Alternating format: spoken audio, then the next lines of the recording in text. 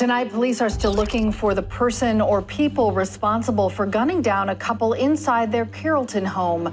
James and Kristen Brock, they were sleeping in their bed when they were killed. They had no enemies. For some reason, they wanted them dead. And I want to know why. The two were together for almost 10 years and were raising 3 children. There were actually kids inside the house when all of this happened. Do they have any idea here why someone would do this? This is so horrendous. You just can't imagine that someone would come in and just take the life of 2 good people.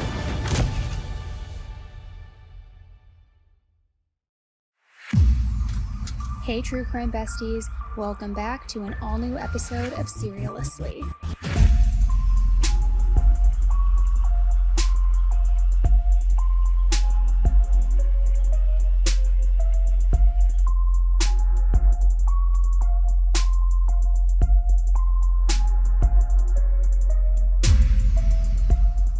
Hey everybody, welcome back to an all-new episode of Serialously with me, Annie Elise. And as you can see, I'm not in my normal set. I'm sitting here on the couch with you, have my laptop in front of me because I needed to jump on the mic and talk to you about this case. Not only have so many of you been requesting me to cover this, to talk about it, to weigh in on it, to look into it. When it first came across my computer and my social media, I was dumbfounded. I was like, how is this real life? How do things like this actually happen? And even more than that, I know the crazy and beyond explanation type of stuff happens, don't get me wrong. But beyond all of that, I wanted to know why and how. Like, how the heck did this even happen? It involves a very grisly, brutal murder. It involves deceit. It involves a huge social media investigation. And quite literally, some of the most bizarre and chaotic, and I don't even know what other kind of adjective to use, like beyond unsettling, some of the just most craziest behavior that I have seen in a long time. And I think that is really what is contributing to the virality of all of this. So many people are wanting the answers. So many people are just trying to wrap their heads around how this is even real. How is this even real life? And if you haven't guessed it by now, this is the case of Sarah Grace Patrick and how she is a teenage girl who almost literally got away with a double murder.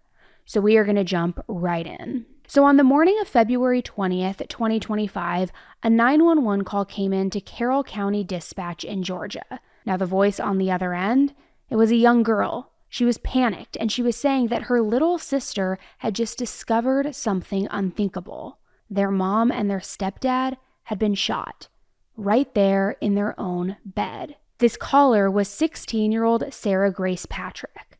Her mom, Kristen Brock, was just 41 years old, and her stepdad, James Brock, was 45 years old. Together, the two of them were raising a beautiful blended family of 7 children, all under one roof in what looked to be a very peaceful home about an hour west of Atlanta. And we talk about this all the time, right? From the outside, looking in, this house seemed like your typical family home, right? Cozy, lived in, full of love. But what the investigators found on the inside, it was anything but that. The scene that Sarah had described was worse than anybody could ever even imagine. And stepping foot into that bedroom made it crystal clear. This was not just a murder. This was a brutal double homicide. When the first responders finally arrived to the scene, it was unfortunately already too late. Both Kristen and James were dead. Each of them shot multiple times. And right away, the investigators could tell that this was not the scene of a murder. That theory was almost ruled out completely, like immediately. Although, as I'm sure you all know from the many episodes that we have covered on here, sadly, that scenario is way more common than most people realize. So it was definitely something that they needed to rule out right away, one way or another. But now that it had been ruled out, the biggest questions remained of, okay, well, if it wasn't one of them, who did this? And more importantly, why? Because Kristen and James were not the type of people that you would expect to just end up at the center of a murder investigation. They were well known, well liked, they were active in their church, and by all accounts, they were just genuinely kind people. Friends, neighbors, even casual acquaintances. I mean, everyone had good things to say about them. So when the news of their deaths broke, it didn't just shake their family. It didn't just shake their daughter who called this 911 call in and said that her little sister had found them. It rocked the entire community. These were good people. No drama, no known enemies. Nobody could think of anyone who disliked them, let alone someone who would want them dead. So from the jump, this case just did not make sense. Not at all. So naturally, the investigators wanted to start looking into all of the possibilities, right? I mean, maybe it was a break-in gone wrong. Maybe it was targeted even though they didn't have enemies. Maybe it was more of like a crime of opportunity. But even looking into all of the different theories and all of the different possibilities, especially the break-in theory, that really started to fall apart pretty quickly.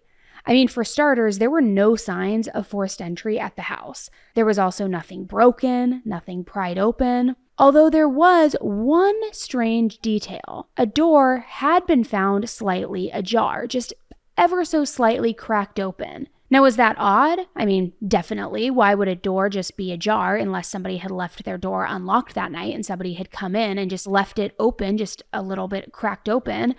But was this enough to suggest a home invasion? I mean, not really. Maybe they were the kind of people who left their doors unlocked at night. Who knows? I mean, I am definitely not that kind of person. I like triple check and make sure everything is locked. But a lot of people leave their doors unlocked at night, especially if they live in a safe neighborhood. And I'm not suggesting that you ever should. Definitely lock your doors, but it is more common than we think, especially in smaller towns. But still, even thinking that maybe they left their door unlocked or maybe even left it ajar on their own by accident, things still just were not lining up. Nothing in the house looked ransacked. Nothing was missing. It didn't have that, chaotic, thrown together kind of vibe that you would usually see in a robbery or a burglary. It just didn't feel like somebody had broken in, grabbed whatever they could, and then just bailed and took off and booked it. And then you add in the most chilling part of this entire thing, which is the fact that Kristen and James weren't at the home by themselves. They weren't alone. Their daughter, which some reports say that she was 5 years old, some reports say that she was 6, but still very, very young, their young daughter was in the house that night. She's actually the one who found her parents dead from multiple gunshot wounds in their bed. And here's where things take another turn. Sarah Grace, the 16-year-old who called 911 after her little sister found their parents, she was also in the home that night. Now, neither one of the girls saw or heard anyone come into the house that night. And that was really important, right? Because both of them were at the house, so you would think that any sort of information regarding that would be helpful, whether they heard somebody, heard commotion, heard a door, saw something, saw a shadow, but they didn't see or hear anything. And here's where it also gets a little bit weird. Sarah Grace told the investigators that she did not hear any gunshots, not one. And they were both shot multiple times. So that in and of itself, it was pretty suspicious, questionable at the very least. Because like I mentioned earlier, Kristen and James had each been shot multiple times. And we're not talking about some massive estate type of house with a West Wing, a movie theater in the basement, all sorts of different areas blocked off. No, this was a regular sized home. It was a small family home. So if a gun went off, especially more than once, you would definitely hear it. Absolutely no question. But then things got even stranger. Because according to one news outlet, a close family friend named Kelly Brown said that Sarah did tell her that while she didn't hear any gunshots that night, she did hear something. She heard her stepdad James' LVAD machine stop working. Now, in case you're not familiar, an LVAD machine is basically this assistance device that you can wear. It's kind of like a mechanical pump that helps the heart circulate blood when it's too weak to do it on its own. And it kind of just makes this constant humming sound, like a just this, machine that is constantly running. So if it suddenly shuts off, you would probably notice, although it is not as loud as a gunshot. So that's the thing here. How do you hear a subtle machine powering down, but not a single gunshot noise, let alone several. Obviously, none of this was making any sense. And I do want to just say this too, just to be clear. This wasn't a detail that was confirmed by police or shared in a press conference. This came from a friend of the family. So do with it what you will. But there was just something about this case from the very beginning. Actually, if we're being honest, there were a lot of things about this case. None of it was adding up. And the investigators could feel that too. Their spidey senses were going off. Just something was not mathing here. Too many weird inconsistencies, too many questionable things happening. Something wasn't right. And they were determined to figure out what it was.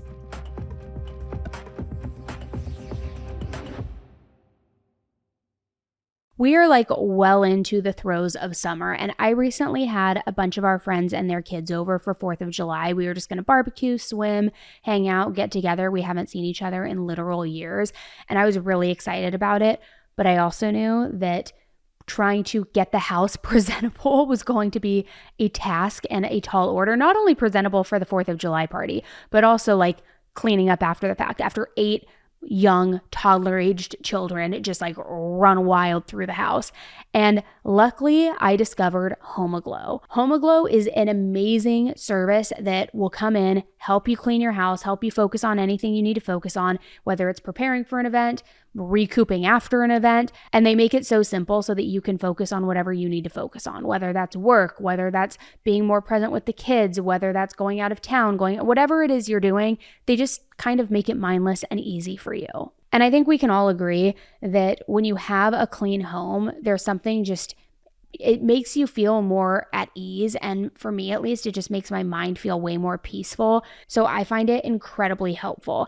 And knowing that you can select a trusted cleaner based on their reviews and their experience, it makes me feel safe about bringing them into my home and trusting them inside my home. HomeAglow is a top-rated home service platform that is dedicated to making your space clean and tidy, and they have online booking capabilities that allow you to instantly schedule a cleaner in your area, whether it's for a special occasion, a party, or just regularly routine cleaning to help take something off your plate. The cleaners all pass a rigorous certification process, and they maintain a 4.8-star average. So not only is it a good way to take something off your plate and get a little extra help, but also it's a fantastic way to support cleaners in your community because 100% of cleaning fees and tips go directly to your cleaner. To schedule a cleaning, you simply go to HomeAglow's website to choose the day and time that you're looking for and the duration of your cleaning, and then you match with a cleaner. You can schedule as quickly as this week or get something on the calendar for next month to check it off your to-do list, which for me was 4th of July, but maybe for you it's a Labor Day barbecue that you're planning, or maybe it's just regular maintenance at your house, whatever floats your boat. When you're booking, you can see photos and reviews of these background checked cleaners before you book the right one for you. And the best part is their Forever Clean membership saves you $30 an hour on all future cleanings. You book unlimited cleanings starting at just $19 an hour, and it's backed by HomeAglow's happiness guarantee. So take cleaning off your plate this summer by using HomeAglow. Head to homeaglow.com/Annie Elise to get your first 3 hours of cleaning for only $19. That's HomeAglow.com/Annie Elise. Summer is here, which means more sun, more pool days, more time to do all the things that make summer special before it gets cold again. And the number one thing that I don't want to be doing this summer is spending hours cooking inside. You already know I don't like cooking, period. I especially do not like cooking in the summertime. I just want to be out at the pool. I want to be chilling with my kids. And I just want to eat food that's delicious, but without the hassle, which I know that that's a tall order, but that's where Factor comes in, because Factor's chef-crafted, dietitian-approved meals are ready in just 2 minutes, taking the complete hassle out of eating well. Factor meals arrive fresh and ready to eat, which is perfect for any active lifestyle over summer and beyond. And with over 45 weekly menu options, you can pick gourmet meals that fit your summer schedule and whatever your personal goals are. You can choose from options like Calorie Smart, Protein Plus, Keto, and way more. And they also power your day from sunup to sundown. They have nutritious breakfasts, on-the-go lunches, premium dinners, also guilt-free snacks and desserts. They have your whole day covered. I've also talked to you guys before about the chocolate banana smoothies. They're like protein smoothies. They are so good. I can chug one in probably if I'm being honest, probably 7 seconds flat. The hair is so good. So I use Factor, and you definitely should too for whatever meals you're looking for. Get started at factormeals.com/AE50off and use code AE50off to get 50% off plus free shipping on your first box. That's code AE50off at factormeals.com/AE50off for 50% off plus free shipping. factormeals.com/AE50off.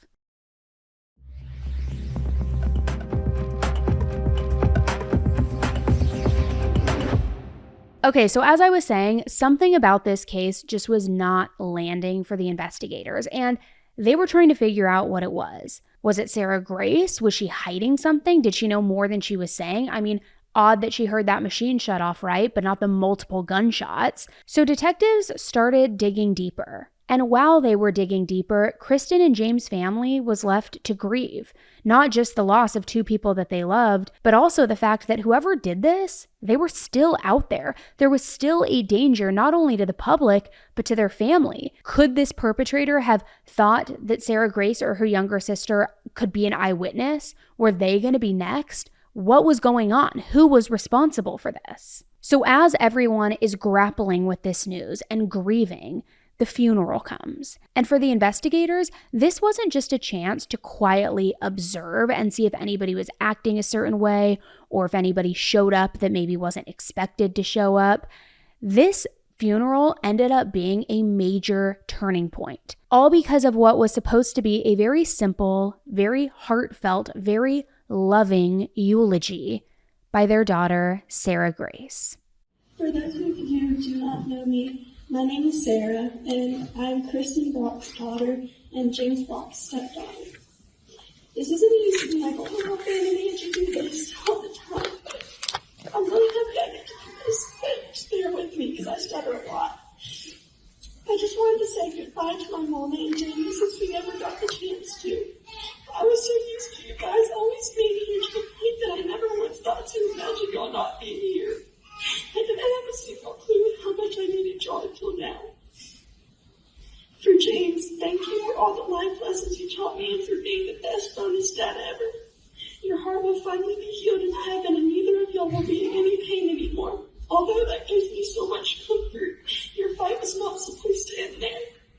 And for my mother, everything we went through does not define what kind of person or what kind of mother you were. You were a beautiful, kind soul with so much gratitude and so gosh dang strong.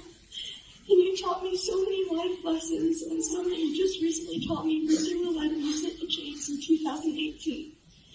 When I first read it, I smiled and I cried, and I got chill bumps. But every single time I read it, it puts me in a lot of peace. So I thought I would share it. May 23rd, 2018. Deuteronomy 6:5. Love the Lord your God with all your heart, with all your soul, and with all your strength. The wrong one will find you in peace and leave you in pieces, but the right one will find you in pieces and lead you to peace. We can't always choose the music the life plays for us, but you can choose how we dance to it. She was always dancing to her own beat, LOL. And keep in mind, she wrote that herself. Eventually, all the pieces fall into place, but until then, laugh at the confusion, live for the moment, and know that everything happens for a reason. I can choose to let it define me, confine me, reform me, outshine me, or I can choose to move on and leave it behind me. Always, Kristen Brock. Considering that gave me so much pleasure, I want to remember them for who they were and not what happened to them, and be happy for the time we got to spend together and not sad about the time that we don't. I may always and will always be her sunshine, but she will always be my star from up above. And I know at nighttime I can go and look at Mama and Jamie in the sky, and gladly they will save me a seat in heaven like they saved for you. I'm sorry. Gladly they will save a seat for me in heaven like they saved a seat for me in this very church. Although there's nothing we can do to bring them back, we still have control over how we treat people with us today. Therefore, when someone tries to tell you anything, no matter how important it could be, just listen, because you never know when it's somebody's time to go. You can say goodnight and wake up a few hours just to find out they aren't there, despite their joy and their love. So just listen and never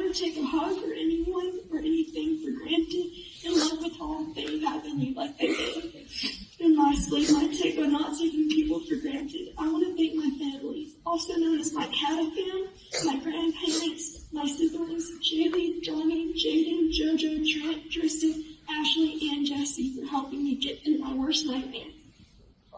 And last but not least, I want to thank Tasha, Bree, Nate, Lane, Kimberly Hayes, Kim Bowling, Katie, and most of all, my father, Angie, and Ben for making such a big difference. Jamie and Mama would have thanked y'all too. I love you guys, and so do I. And so do they. I'm sorry. Now, I've seen a lot of back and forth online about this eulogy, and I'll just say this. Most people agree. It was strange, and that is putting it mildly. It didn't really sound like a tribute to two people who had just been brutally murdered. It felt more like this weird, kind of off-the-cuff, fumbled apology, more so than a eulogy, especially because Sarah ended it with the words, "I'm sorry." Now, no matter how you interpret it, one thing is for sure here. Between that speech, the lack of gunshots that she claimed to hear, and everything else that wasn't adding up, the investigators were officially starting to lock in on Sarah Grace. Not necessarily that she was the one responsible for this, but did she know more? Could she know more? Was she somehow involved? And right then, Sarah Grace did what a lot of young teenagers do. She took to social media and she started posting a lot on TikTok, not only posting about her parents' deaths, but pleading with the public if they knew any information, had any information, just absolutely devastated. And it seemed in a heartbreaking way as though the TikTok community were her friends, her closest friends, and that she was confiding in them and looking for some sort of comfort in them. He doesn't know it, but a year from now our family will be torn apart, and I will move far away and won't see or talk to him for 5 years.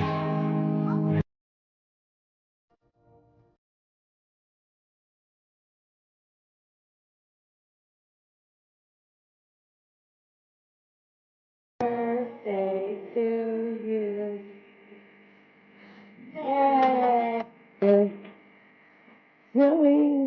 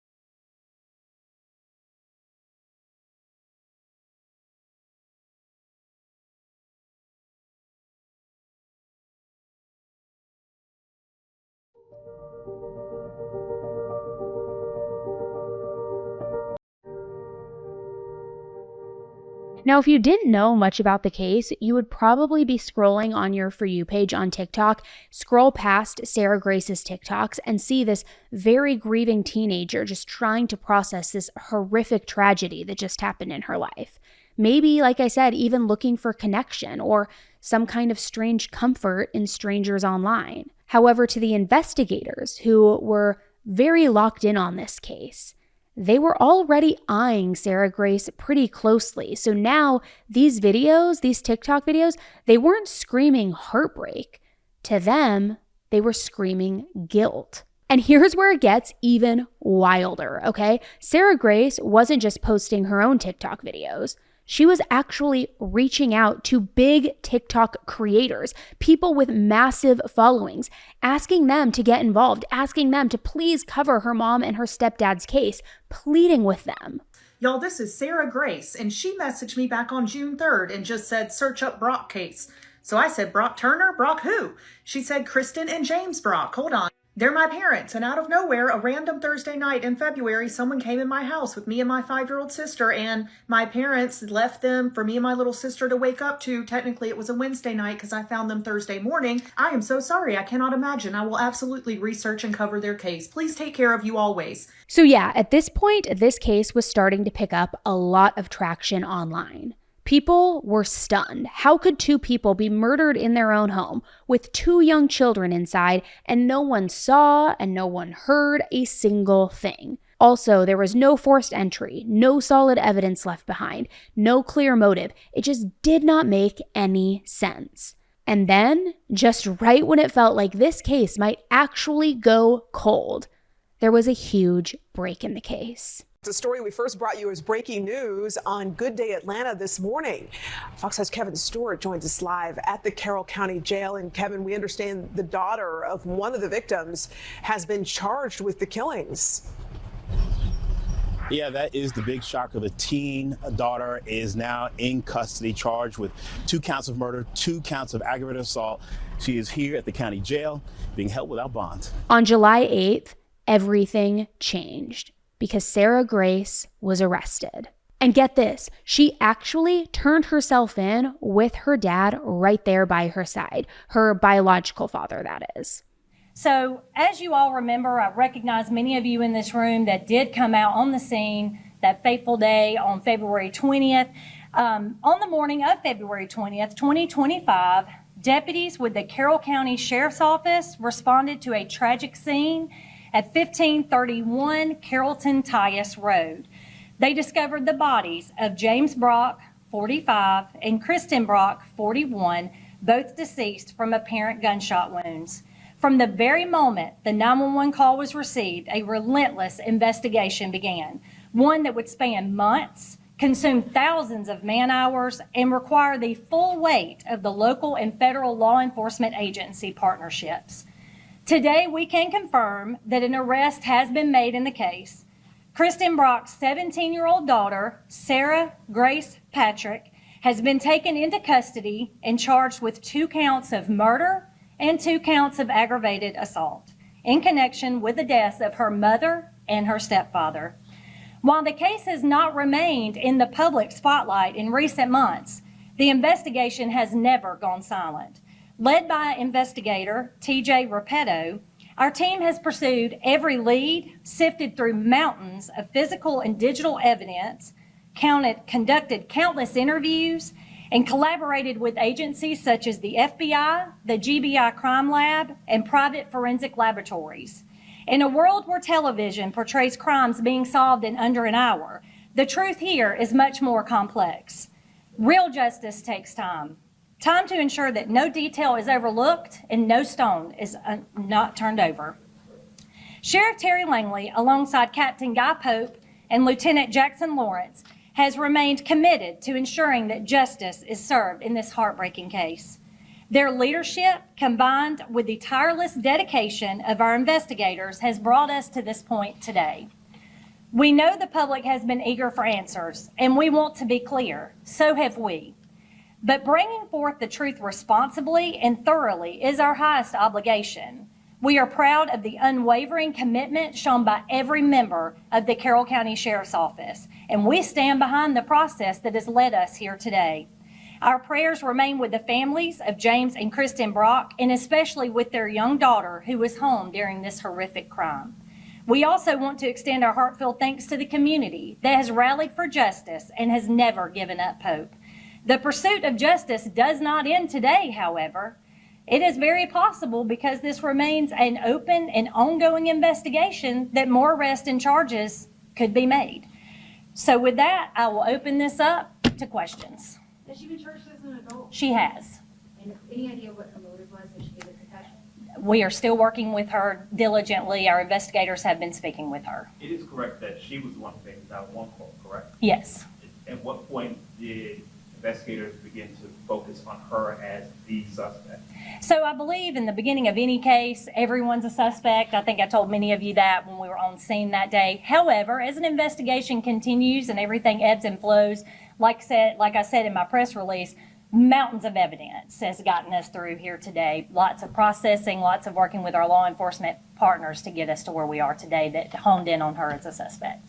Do you believe that she tried to cover this up in any way over the course of these months? You know, we've even seen videos on social media of somebody saying, you know, I'm making this message on behalf of the daughter. Do you believe she tried to get people to cover up anything? Considering that she didn't just immediately tell us what happened, yes. But who knows what's going on in a young person's mind like that. But she has been arrested and charged now, and we feel confident that she is responsible for their murders. But like I said, it is an open, ongoing investigation. It's very possible others are involved as well. What was the key break in the case? Just evidence, being able to go through evidence, being able to use private laboratories, being able to use GBI Crime Lab. You know, when you're processing stuff, like I said, it doesn't come back in an hour. So we've been filtering through, and there's still evidence left to process. You noted the visual evidence. I assume that's text messages, emails. Was there some type of a trail that led you that way? There's always a lot of evidence. I won't go into exactly what it is because it is an open, ongoing investigation, but we have mountains of evidence. What about the social media and TikTok, that type of stuff? Any of that going to be used? That will be up to the prosecuting attorney, and they'll work diligently with our investigators to make the case go forward towards trial or whatever they decide to do. Is that the younger daughter, the youngest child that found them? I believe that, and you speak to this, Kim, the smallest daughter found them that morning, correct? And then she came and told Sarah, and then Sarah made the 911 call. Where was Sarah? Sarah was in the home. No, I mean, in the interim. Where was she staying? Who was she living with? She's 17. She's kind of been out on her own. Was she out on her own at the time? No, she lived at home with her mother and stepfather at that time. But since then, she's lived with different family members and kind of moved all over the place. Did she turn herself in? Yes, she did turn herself in this morning. Do you believe that any of the other family members knew about this? Hard to tell. I can say this, that everybody that we have talked to through the course of the investigation that are family members have been nothing but cooperative. Anything else? Did you do anything after the murder during the investigation that you guys will use in your Like I said, we're still kind of putting all the pieces of the puzzle together, but I can tell you what led us here today, and that's the evidence that Sarah killed her parents. Did she say why she turned herself in? She turned herself in because we notified her she had warrants for her arrest. Did you have any previous charges, any previous calls to that house regarding? Not that I'm aware of, not regarding her, not that I'm aware of. Did she seem remorseful? I have not been personally with her or interviewed her, so I could not answer that question. I know it's a shock to her family as well. Mm-hmm. Did you get any kind of, were they shocked as well, surprisingly? Like I said, her family's been very cooperative. I can't imagine as a parent making her father brought her up here this morning. She turned herself in. I can't imagine what he's going through. So my heart goes out to him as well. You talked about the family. I know they've been trying their best to keep this in the forefront. Yes. I know you guys are working behind the scenes. Yes. I guess it takes, especially for cases big, it takes a lot of time to make sure the I's are dotted, the T's are crossed. I mean, Yes. you speak to that because they've been seeming like on social media that they were frustrated, but it takes a lot. Yeah, and we understand. I mean, if you don't work in the law enforcement field, like I said, CSI's kind of tainted us where, hey, something happens, it's done in an hour. This is not the case. I mean, and not only that, don't you want the right person arrested? So that's why it takes so long. These diligent investigators took their time. We've got the person that we believe orchestrated this and committed this horrific crime, and that was played through the part of evidence, and that's not something that's processed overnight. Do you know where the weapon was obtained from? I can't speak to that right now. Still investigation. Say that again? The younger child, how old is she? She is 6 years old now. Do you have custody of her? She's staying with family. Can you speak to like just how intense was that? Oh, it's absolutely a shock to our community. Carroll County is a great community. We very rarely have stranger-on-stranger crime here, so I would like to say that we're not a dangerous community. I know that the Tice community that this happened in, those neighbors were really up in arms, as they should have been. Like I said, this has been a process to get us to where we're at today, but we don't know what goes through the mind of a child who wants to harm their parents. So that I can't answer right now, but it is a very horrific and sad case. Was there any evidence of any type of, I don't want to say abuse, but challenges in the home? Still an ongoing investigation. And for anybody, who worked on this case, I don't know if there's ever been any other case like this in any of your careers, or if this is one of a few, but just when the facts, as you say, lead you to this conclusion, is it difficult, or what is that like as a human, kind of when you follow the facts? Anytime you work a case where somebody's life has been cut short, James is a special case because I believe, according to his family, he had a lot of heart trouble. He'd had numerous heart surgeries. I believe he may have been waiting on a heart transplant at some point. And to have his life cut short when he was given so many opportunities to live, to me, that's a big takeaway from this story. And that a mother and a stepfather will never be able to raise their children and the little girl that was in the home. To me, she's probably the saddest victim in all of this. You did mention she didn't turn herself in. You said she was turned in with her father. Yes. Correct? Yes. Mm-hmm.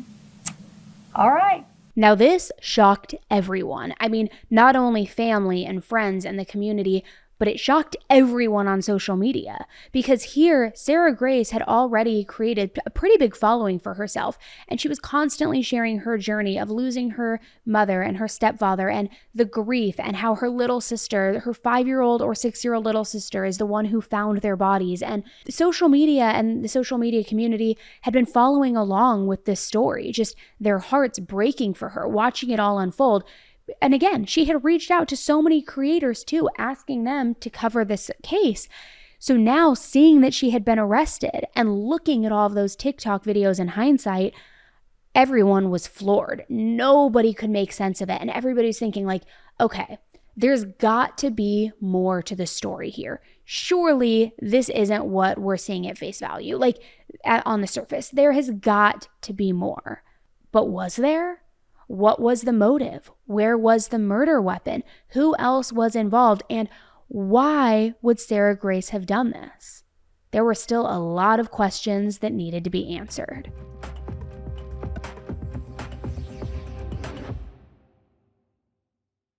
I'm going to be honest with you guys because I feel like we are in the circle of trust. I don't consider myself a bougie person. I really don't. I can chief down an Arby's sandwich for dinner one night and not even think twice of it. I will go makeupless more times than I can count. Like, I'm just not a bougie person. But when it comes to my bedding and when it comes to my pillow, I'm really bougie. I'm somebody who, when I go to hotels, a bad pillow can throw my whole night off. Bad sheets, if they're like scratchy. Sometimes I've even traveled with my own pillow because I am bougie, I guess, in that regard. Like I'm bougie when it comes to comfort, especially when it comes to sleeping. And I have to just say, I think that I have found my new luxurious life hack when it comes to sleeping. Pillows, bedding, duvets, all the things. And it is all thanks to Buffy. Not the Vampire Slayer, but Sounds like it, right? No, Buffy may be the most awarded bedding brand out there. They have dozens of awards from Good Housekeeping all the way to Architectural Digest and Consumer Reports, and even way beyond that. Buffy keeps you cool where it counts. It has this like eucalyptus fabric that draws away the heat so that your core stays calm and your sleep stays uninterrupted. Their sheets are designed for deeper, uninterrupted sleep, which makes your bed feel like a spa treatment every single night. All thanks to being microscopically crafted for unmatched smoothness and always being chemical free. Now, when I first tried Buffy bedding, I'll be honest, I got it for my guest room at my house because I'm like, okay, whenever my mom spends the night or my sister, like I want them to have good fluffy bedding. This has so many awards. I'm sure they're going to love it. But then I decided to take it for a test drive one night.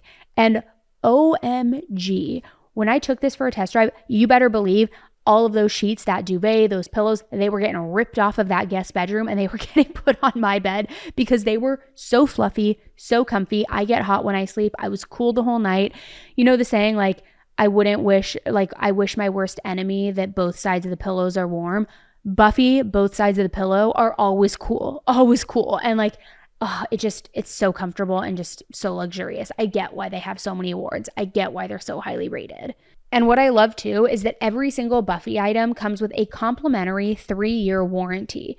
Most brands stop at 1 year, but Buffy protects you against rips, stains, or even any sort of defect for 3 full years. No questions asked. Join the millions of satisfied sleepers finding luxurious comfort with Buffy. I am one of them. I use this and you definitely should too. Get 20% off your first Buffy order using code AE at buffy.co. That's 20% off when you use code AE at buffy.co. Buffy.co, code AE. I recently talked with you guys about Function Health, and I chose Function because it's the only health platform that gives you access to the kind of data that most people never see. Also to the insights that actually take action. Inside Function, you can test over 160 biomarkers, from heart and hormones to toxins, inflammation, even stress. You can also access multi-region MRI and CT scans, all tracked in one secure place over time. It's a near 360 view to see what's happening in your body. And I feel like normal has totally changed when it comes to health, right? As even skincare, a normal skincare routine from 20 years ago may have looked like bar soap, that scrubby, cement-feeling apricot scrub. But now it's like this 5-step process of serums, actives, slugging, red light masks, those weird sheet masks, all of these things, and all of that like normal stuff just stayed in the past. Also, normal annual labs, 20 basic markers, no hormones, no inflammation, no metabolic insight, all of those things where it's like nothing has progressed, where even if you're told you should feel fine and you are fine, it's like, well, can I see below the line? I really want to just know what's going on in my body. And with Function, you can. You get all of those insights and medical grade insights tracked over time, explained in plain language. Function can also help you stop guessing with any sort of advanced testing too. So welcome to the new normal in health, not the outdated version that you grew up with. Your baseline, your body, but on your terms. Learn more and join using my link, and the first 1,000 people get a $100 credit toward their membership. Visit functionhealth.com/AE or use gift code AE100 at sign up to own your own health. That's functionhealth.com/AE for a $100 credit for the first 1,000 people.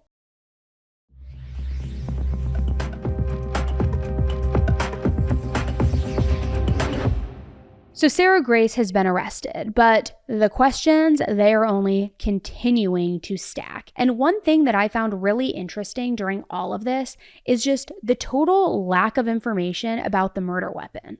Like, we know that Kristen and James were shot, right? But there's been no confirmation of whether a gun was ever recovered. Did they ever find it? Is it still missing? I don't know. They have not answered that, but that detail is definitely sticking with me very closely. And if the weapon is still missing, then that opens up a whole new can of worms, right? I mean, Could a 17-year-old really pull this off, hide a murder weapon so well that the investigators still haven't found it? Where did she even get it also? Was it something that was already in the house, or did she somehow get her hands on it another way? I would imagine that when they found Kristen and James, they would have looked to see if there was a gun inside the house or if anything was missing. Was it there? Was it somewhere else? Did somebody else have the gun? And did Sarah Grace then give it to somebody to dispose of? Was somebody else involved? I mean, we're definitely still in the early stages here, and there are way more questions than answers right now, but those are just a few, not to mention the big number one question, why? And not for nothing, but let me give a second backup question that I think is equally important, if not even, I don't want to say more important, but equally important. Why did you let your sister, your 5 or 6-year-old little sister, be the one to find her parents? Do you have no soul? Do you have no heart? Like, that is going to traumatize this little girl for the rest of her life. All the while, you just took to TikTok grieving, begging people to cover the case, acting distraught, like clearly isn't something right. And before I go into all of that, I will say there is a lot of speculation and a lot of mixed stories out there about Sarah Grace's mental health, that she has gone into facilities in the past, that is a contributing factor in all this. But because we don't know anything concrete, I don't want to just throw it all out here and speculate on that.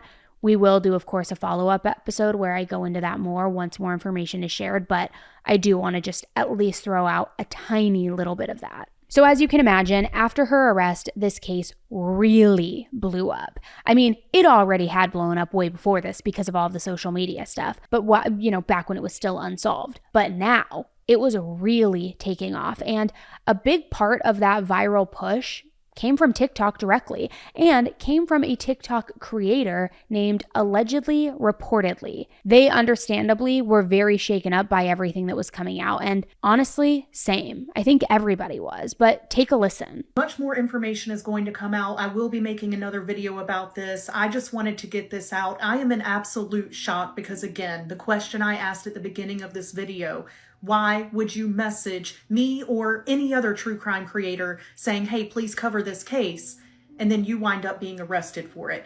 This case is honestly a textbook example of why people get so hooked on true crime, because nothing about this case makes any sense. You can sit there and turn over all of the whys 100 different ways. You can look at it from 100 different angles, yet still come up empty. Nothing makes sense. And as of right now, there is no known motive. Investigators, at least, haven't shared one, and they don't even seem to have a working theory unless they are just completely shielding it from the public, which I could also understand.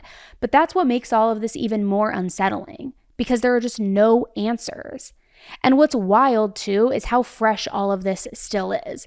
The arrest, the investigation, I mean, all of it. It's all happening in real time, unfolding as we speak. And in the initial press conference, officials said that Sarah Grace's family had been cooperative. So did anybody have some information maybe unbeknownst to them, and then they were cooperating and sharing it? Are they sharing about Sarah Grace's mental health? Like, what more are we going to learn? And I have to say, just when we felt like, okay, we're not going to hear anything for a while, this was Sarah Grace, she killed her parents, whether it was mental health or something else, case closed, we'll find out the answers later.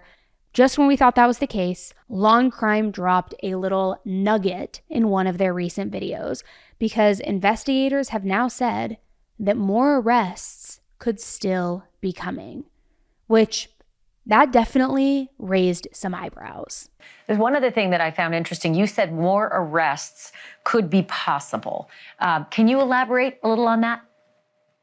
So what we believe is through, interviews that we have had with Sarah, her father has been present during those as well. Different information that we've gotten throughout the course of the investigation, and now that she's in custody, could possibly lead to other individuals that may have been a part of this. So that is what we're following now, are those leads and seeing where that takes us. But we're not ruling it out. When you say a part of this, do you mean a part of the actual killings, a part of the, accessory after the fact, harboring, or what? Well, it's what are hard you to thinking? tell. It's hard to tell, but I can tell you that we're looking at a couple of different aspects that someone could have been involved or had knowledge. And we won't know all those facts until we continue to work this case. It remains a very active and fluid case. And just because we made an arrest doesn't mean we don't still have a lot of work to do. Now, I don't know if this means anything, okay? I don't know if there really are more arrests coming or if they're just kind of saying this to cover their bases in case they do find out that more people were involved.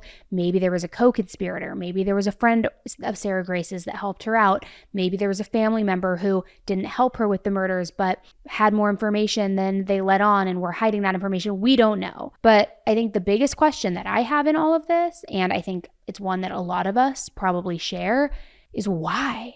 Why? And if Sarah Grace is only one piece of a much bigger puzzle, then there is clearly a lot that we still don't know. And that does make sense too, because investigators aren't just going to show their full hand if they're still building a case towards somebody else and if there are more arrests that might be happening behind the scenes.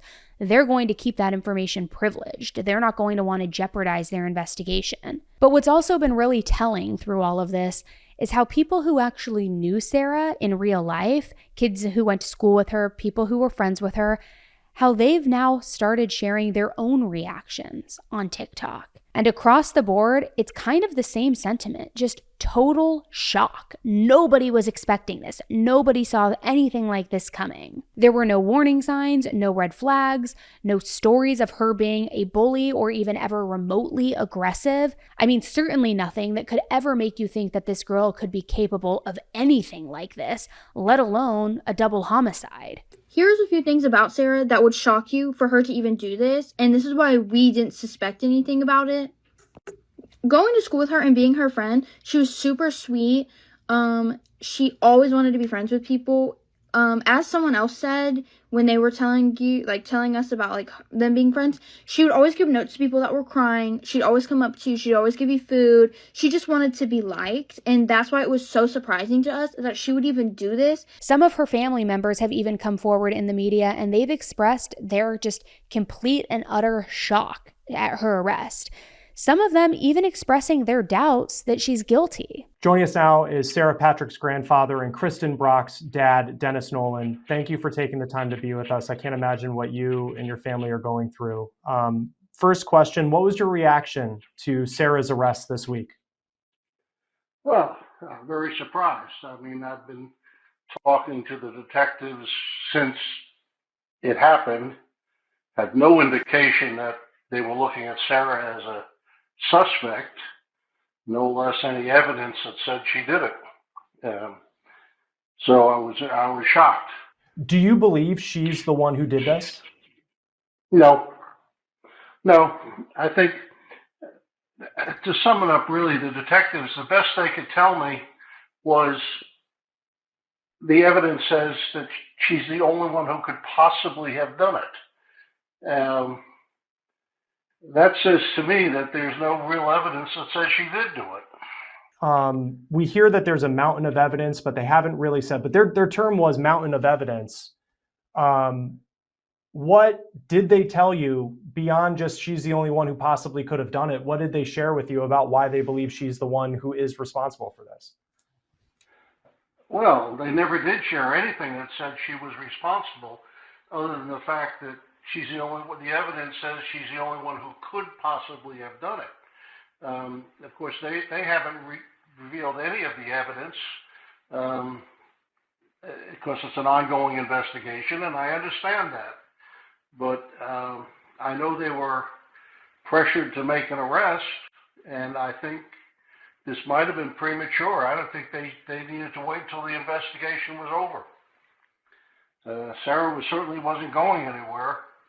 But, she's taking it very hard. She swears by her innocence. Have you spoken with her since her arrest? Yes, she called me from the jail the day after, of course, pleading for me to help her get out. And she was just very upset and saying, please help me. And there's not much I can do at this point. I don't know what else to say. I mean, she's always been a good kid. I've always liked Sarah. She was always very friendly, and she never really asked for anything. She was a very, to me, she was just an ideal child. She had just graduated from high school. She was very proud of that. She was working 2 jobs. She was doing very well, and I don't understand what could have ever, if she did do this, what triggered it. If you, during that phone call, asked her if she had done it, what did she say? I didn't ask her because it was just assumed she didn't do it. I wasn't going to accuse her of doing it. I just advised her to cooperate with the authorities, and we'd, wait and see, and hopefully get her through this. And she maintained her innocence on that phone call. She said she's not the person. She said, I didn't do it. She said, why are they doing this to me? And I'm sorry to go back to February 20th, because I know you lost your daughter and your son-in-law. But what did Sarah tell you about that night in conversations that you had? Just that Jaylee, her daughter, went in to wake them up. She came back and Jaylee said she couldn't wake them up, and Sarah went in and found them, deceased. And she called 911, and that's all she said. She's never gone beyond that. I know this is kind of a difficult question, but law enforcement said that they found it suspicious that Sarah would not have heard gunshots in that home. And that was something that in the beginning started, I guess, it was a red flag for them. And that a 5-year-old would go in and potentially hear gunshots. And I know James had a heart machine, but then Sarah would not. And that they found suspicious. What do you say to that?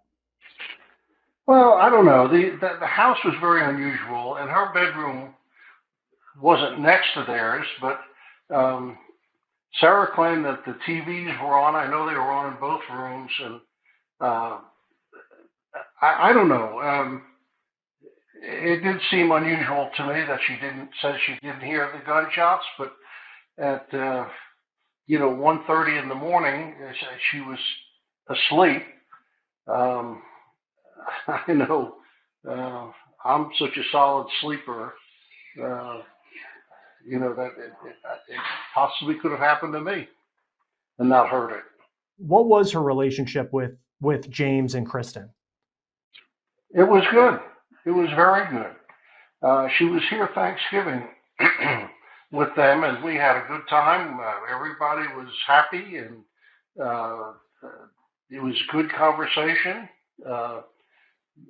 There was no trouble, and my conversations with Kristen right up to that night, she never mentioned anything about problems with Sarah, which she would have done. Kristen and I were very close. She was the daddy's girl. Did Sarah know how to fire a gun? I'm sure she did. Yeah. And this is Georgia. I mean, many people grow up handling firearms. Did she grow up around guns? Were there guns in the house? There were times they were here.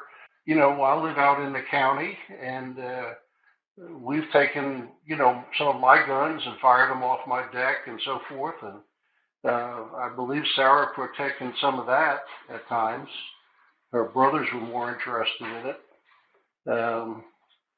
But yeah, no, I wouldn't say she grew up with guns. No.